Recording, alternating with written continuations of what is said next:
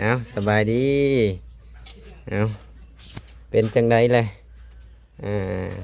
ใครเนี่ยเดี๋ยวบ่อืมเส้นแตกเลยเส้นแตกแม่นเอาคือว่าเส้นแตกอะนะโอ้ยมันยามันเข่าลายอืยาเข้าลายแล้วเส้นแตกใครเป็นคนปลดให้บัดนี้แผลบัดนี้เอหมอเส้นแตกเบิดบ่เลยหรือว่าบ่ได้เบิดโอ้ยังน้อยเดียวใครแน่อยู่อืมใครแน่ถ้าว่ามันยังบ่หลายบ่ลองถามเพิ่นเบิ่งเนี่ยถ้าว่าเอาไปฝากทองน่ะหันได้บ่คือบ่ลองมันถาม ไปฝากอยู่หันได้ได้บ่ทั้งหมอเพิ่นใส่ชะโลมให้มึงได้ก็โอเคแล้วมันจังบ่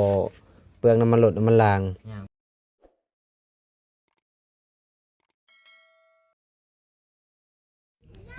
เอาสบายดีพี่น้องเอ้ย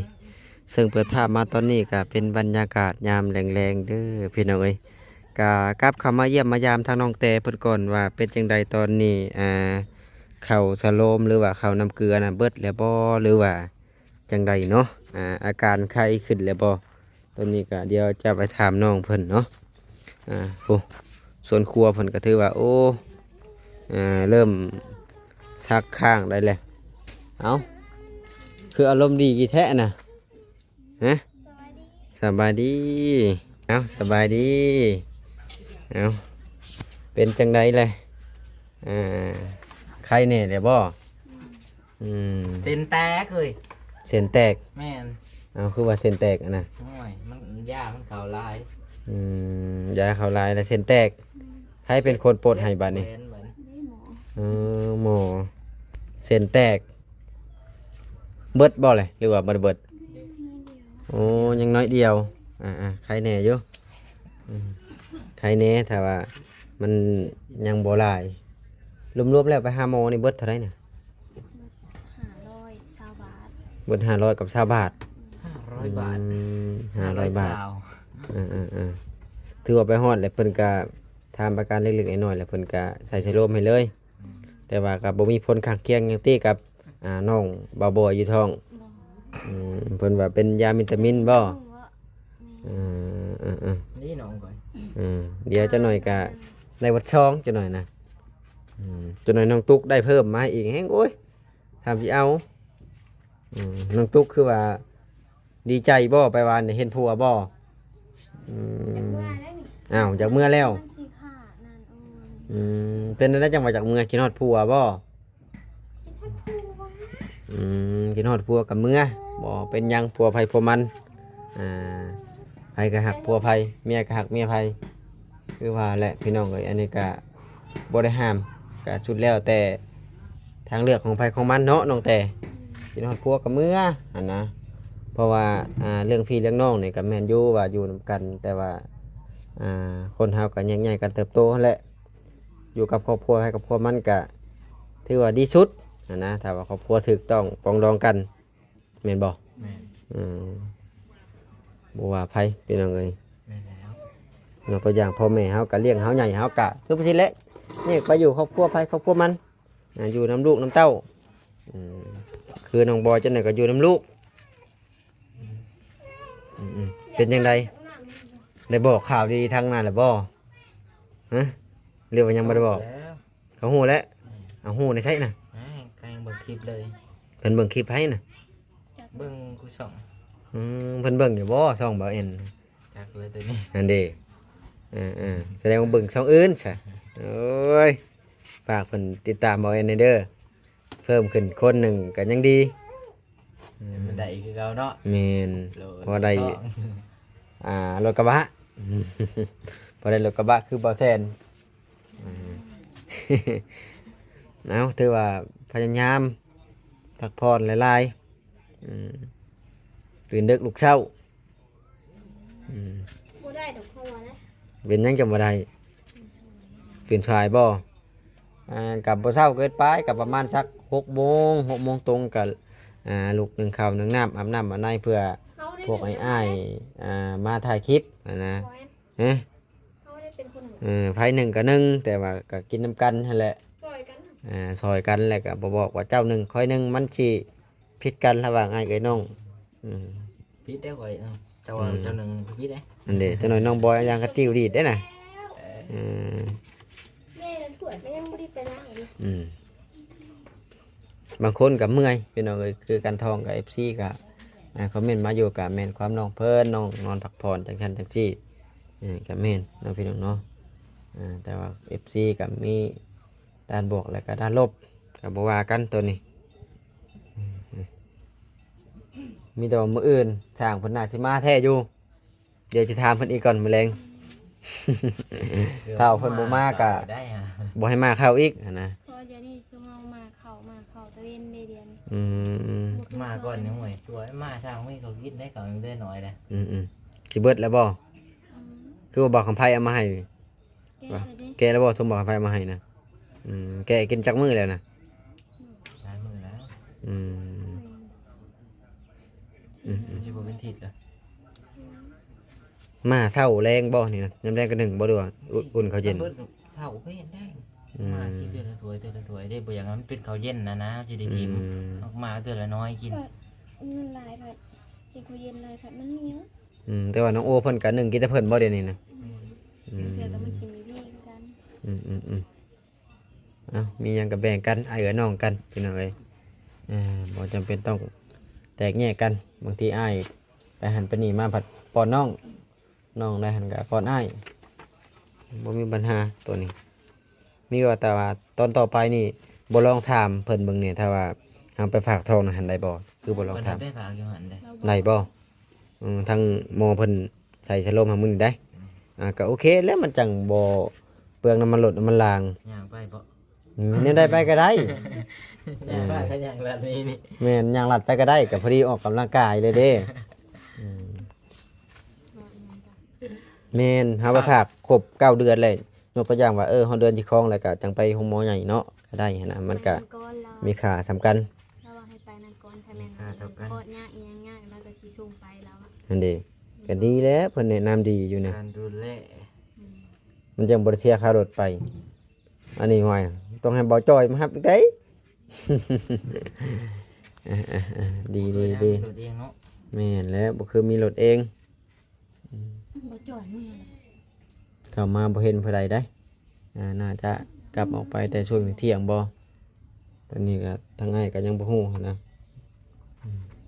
ใกล้ๆหมู่บ้านใช่บ่บ่ไกลกันนะ บ้านใด บ้านเจ้าอะไร ไผว่าใกล้ราคา15ผู้ไอ้มาแต่ราคา15อะไรนี่น่ะแล่นกลับไปกลับมาเบิดน้ำมันรถมื้อละ200,000ผู้ สวรรค์ลูก นี่สวรรค์พุ่นแหละเคยไปบ่สวรรค์ เคยไปเขาเคยไปใส่เลือดเด้ ไปใช้เลือดฮะทางใดบ่รักษาที่หมาบ่ ใส่จากทงอะนะ สองบ่ จะทองทง จะเมื่อบานข่อย สี่ทงแล้วก็บ่ไหวสอง ศอกเลือดลายโพดเลือดเต็มก็เลยศอกเนาะ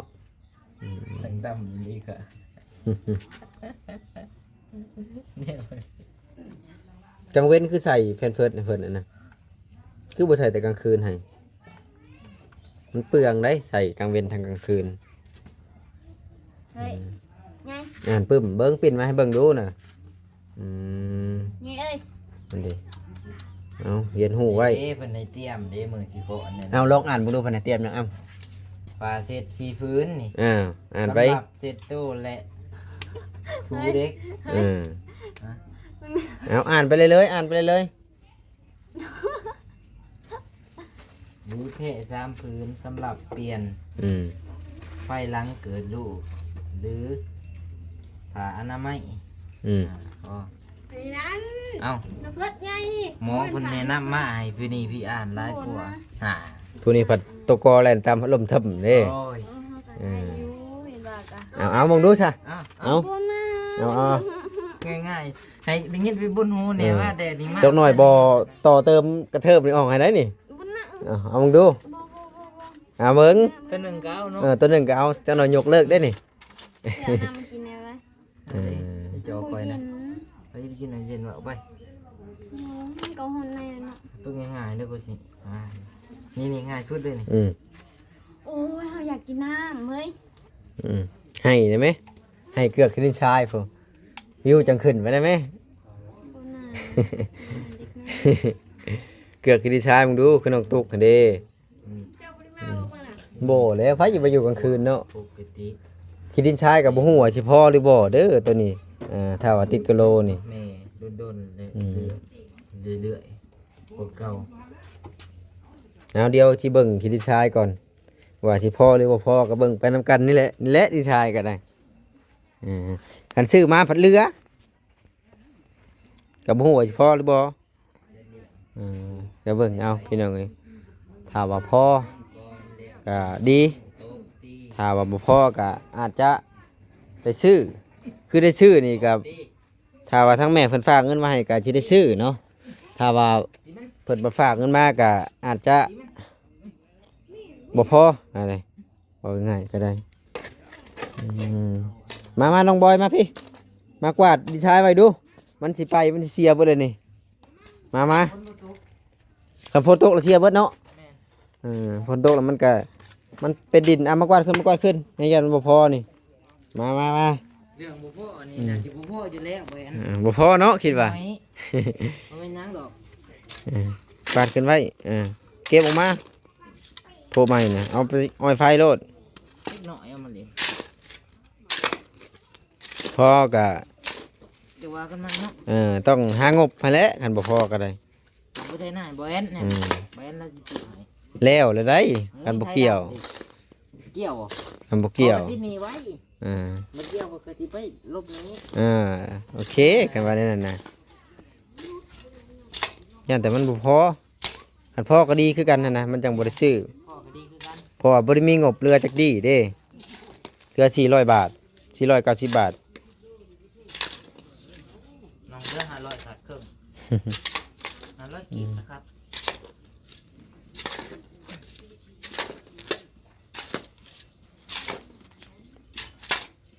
มีหินเนาะยามเพิ่นอันไปติดกะโลนี่ต้องตอกตำหินปอกแล้วนี่เอาออกได้ก่อนดินบอกนี่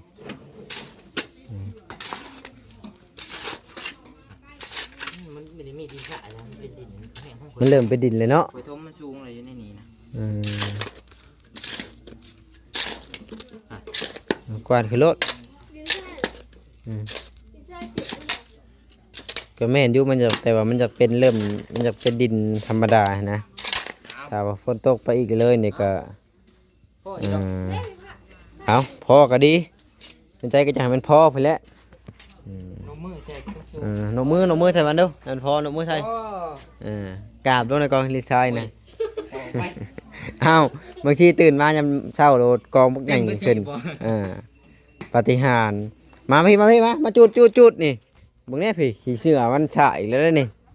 มาจุดมาจุดดูน้องตุ๊กนี่เหงื่อนี่มาไปจุดกับจุดให้เก็บขี้เหงื่อได้นี่บ่ให้ FC ว่าได้นี่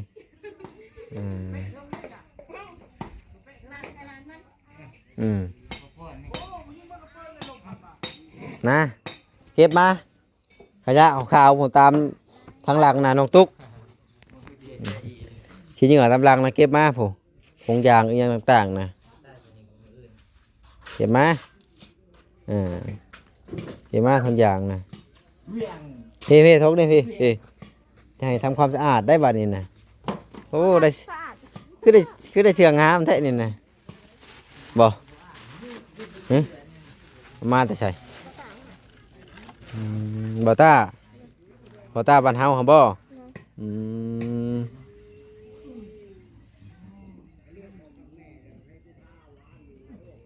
โอ้พัวไว้อีกเรื่องตุกนี่ตอนอ้ายไปวังหันปีกายนี่บ่เจ้าอยู่กับน้องแต่นะ บูได้เขาก็ลืมเลย แม่นบ่น้องแต่แม่นบ่ตอนอ้ายไปอันในอันวังหันเถื่อแรกน้องตุกอยู่บ่วังหันหรือบ่ได้อยู่แต่ปีกายนี่นะมีบ่น้องตุกตอนอ้ายไปกับบ่าวลาวหั่นเด้ นี่ได้ซ้ำนี่เลย มี3คนนะอยู่วังหันนะน้องติ๊กน้องมิกก็อยู่บ่ผู้ผมแดงๆหั่นเด้แม่นบ่น้องตุกหรือน้องติ๊ก ผมบริเวณนะตอน น้องติ๊กบ่หรือว่าน้องตุ๊กเอาผัวแล้วบ่วังหันน่ะหรือว่าหยังเอาแล้วบ่ นี่แล้วย่อไปเพิ่น อืม เอาสียังบ่สีแดงเอาย่อไปสั่งเด้ อืม เหยียบน้ำทุเรียน หลังจากนั้นอ้ายก็บ่ได้ไปเลยได้ไปเทื่อเดียว แล้วก็จนกระทั่งปีนี้จังได้เห็นน้องแต่ แพงก็แพงหมักทุเรียนเอาไปถามเมื่อไหร่วันนี้ แพงบ่บ่แพงกิโลละแสนปลาย 80คันหมัก หมากน้อยๆก็งอบ่ เออๆแพงและหมากไม้สำหรับคนรวยเนาะบ่แซนหมากทุเรียนหมากไม้สำหรับคนรวยเนาะ คนทุกคนทุกคนวะแพง อืม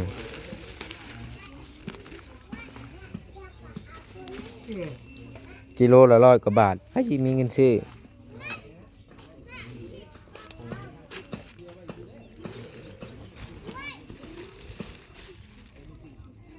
อย่าแย่งดดงามนะ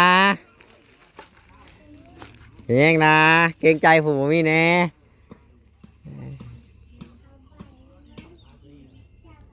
ขอช่อรถดุดกันใครมี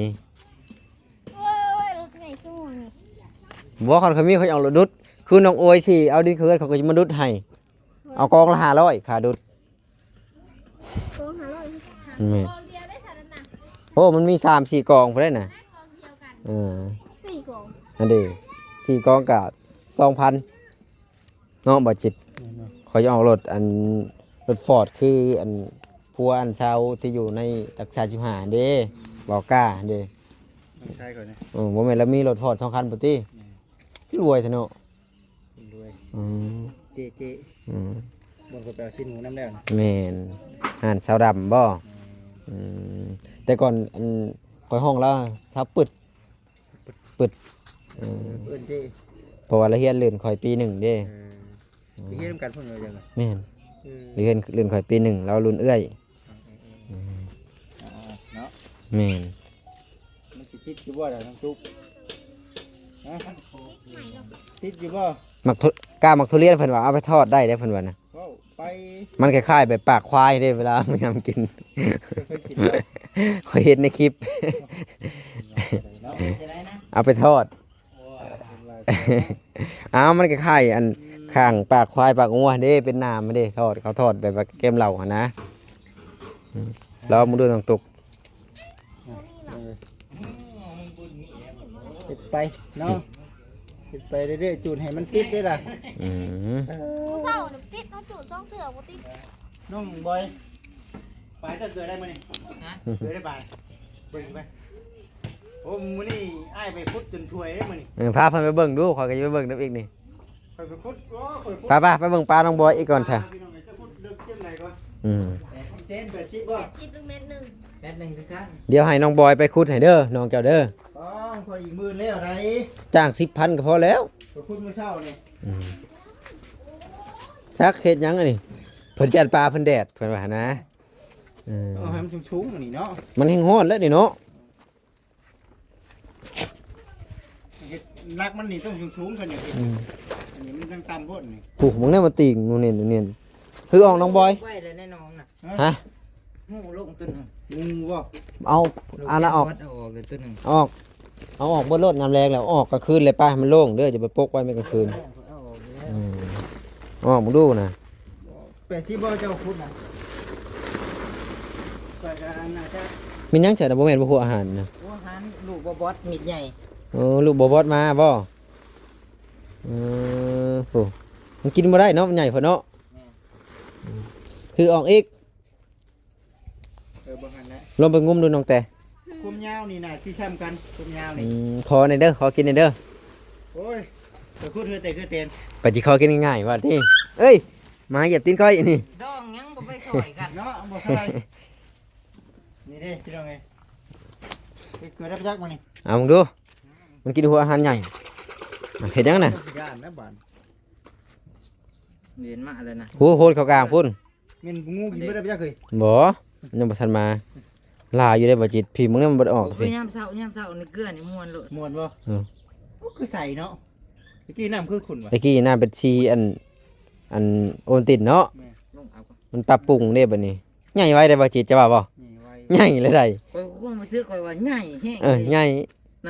เบิ่งรถแต่ละตู้นั่น มึงได้ผู้ อยู่นั่นน่ะ เบิดหัวอาหารสอบหนึงค่อยว่าสามารถ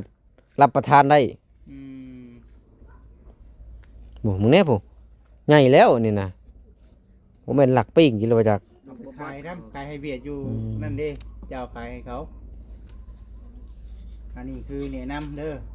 พอแล้วมันจะกินบ่เบิดพอ ห้านเบียดเขาเจ้าก็ พอแล้ว ปลาลูกอยู่แล้ว เบิดบ่ท้องถ้วยยามเช้านะ บ่อิ่มจัง อ๋อแม่เพิ่นว่าแนะนำให้พวกเจ้าเอาแผ่นโซลาร์เซลล์มาสาดลงนี่เพิ่นว่านะ เราบ่มีเวียงไม้ บ่มีบ่ บ่มี นอกจากฝนตกบ่ อันยามฝนตกก็เอามาใส่กันฝนบ่ตกก็เอามาก็ได้บ่มีดอก ฝนตกแล้วมีหลายโลดเนาะมึงนี่ผู้พักบงอันนี้ก็ยาวไว้เนาะ พักนี่มาใช่ จักน้องเพิ่นเอามาได้ใช่ เอามาแต่นี่ เออสักมื้อสิเอาน้ำก่อน หลายเลยเด้เนาะ โอ้ได้เบ็ดแล้วพ่อถ้าพ่อแล้วว่าไปเบิ่งเบ็ดน้ำไผโอ้ว่าเฮือนน้องเตไว้ หันได้หอยที่อ้ายทิ่มลงมันบ่ได้ตายได้น่ะ เห็นดิ หอยขี้กระต่าย เพ่งได้จะทิ่มกระปูลงเนาะ แม่น กระปูนี่พอแห้ง กระปูมันกัดขาดแล้วแหละนี่ จะซื้อจากเม็ดก็ หก 6เม็ดบ่ เพิ่นสิเรือเป็นแผ่นแบบสิเลยแล้วอะ เรือใหญ่เติบได้พี่เนาะ บ่เดือ พี่พี่แล้วเนาะน้องบอยคณะผับมาเนาะ อันนี้น้องเพิ่นขุดจากเม็ดแท้นี่ยาวนี่ 4 4เม็ดบ่อ๋อ6เนาะเดือว่าได้ก็ได้ ข่อยมีแบบนึงข่อยเห็นใน TikTok เพิ่นเอาก่ออิฐบล็อกขึ้นเลย บ่โอ้ยเมื่อย บ่เห็นว่าบ่จิตออกมาใหม่แล้วบ่ต้องคุดต้องคิด ตั้งลัก4ลักแล้วก็ก่อไทยเลี้ยง โอ้มันบ่คักอะ มันล่มเนาะ เนาะเฮ็ดบัดนี้คักบางเทื่อ พอมันกินมาเบิดเลยนะ พอแล้วโอ้บ่อยากเบิ่งนะถือว่าโอเคอยู่เนาะ ได้พ้นแล้วนะนี่ แต่ว่าน้ำนี่เพิ่งเติบเนาะน้ำนี่เนาะยังบ่ทันเปลี่ยน น้องบอยบ่อิ่วลงมาใส่เอาท่อไปยัดเข้าแล้วอิ่วลงมาให้มันล่นออก ว่ามันก็ยังบ่ได้เสียเนาะแม่นบ่ แม่นแต่ว่าเฮาอิ่วเขามันก็เป็นน้ำใหม่ตลอดนะบ่จิต อืม น้ำใหม่ เปลี่ยนยิ่งดีบ่ แม่นมันผสมกันเลยผสมกันเลยแม่นมันผสมกัน โอ้มันปรับเองนี่เนาะ แล้วก็ดึงไปพุ่นนี่บักบงนะดึงไปพุ่น นะนี่ก็ได้ อะไรก็ได้นะ มันน่ะตำบักหุ่งเด้ เด็ดอยู่แล้วเด็ดแห้งแตกแห้งเด็ดมันแห้งแตกย้อนมันนี่ อืม คันทำบ่เด็ดสิมันก็ลอยแป๊บเดียวสิตลอด มื้อเช้านี่ไปขุดจนช่วย บ่แม่นบ่จิตให้เมียคุดถาบ่ตอนนี้ บ่แห้งให้เมียใช้สิให้ใช้เมียเนาะ เมียถามมาได้ว่าสิ เด็ดโลดน้องบอย ต้องมันตบเขา เอ อะ อ เมียสลบเราตบซ้ำ อืม หน้าใด อืม มันก็เมียแหละตัวบ่ เอามึงดูซะ มันก็เฮาได้หิวงงหัวซี่ก็ได้ตีนซี่ผ้าอยู่ 80เนาะ ได้หอยที่ค่อยทิ่มลงมือน่ะนี่ หอยจูบเขา หอย ก็เลี้ยงคือกันได้หอย นี่ดิ พ่วง หอยขี้กระต่ายได้นี่นะหอยขี้กระต่าย หอยพ่วงบ่ บ่หอยขี้กระต่ายหอยปลากว้างเลย อืม มันอยู่ในนาเด้ บ่จิตก็เห็นเขาเจ้าเลี้ยงคือกันเลย ใส่เบ็ดมาขอต้องเฮ็ดนั่นบ่พอ2นาที มีแต่ปิงแล้วมา มันสิซ้ำนี่แหละได้ แม่นมันเริ่มทำท่อเลยนี่เริ่มทำท่อนี่แหละ หรือว่าพานพี่น้อง พาน พาน เลี้ยงแมงดามันจะคัก บ่มันต้องเลี้ยงกบไซแนวนี้น่ะ อืม บ่บ่ได้ก็บ่ มันต้องคนละบ่อได้บ่อเดียวบ่ได้ บ่จิตเลี้ยงอะไรที่ได้ครบนี่ เนาะประมาณนี่แหละพี่น้องเอ้ยเครื่องปลูกของพังเพิ่นเอาสิขอโตวจบคลิปก่อนไปพอกันคลิปหน้าคลิปใน EP หน้า EP ในเด้อ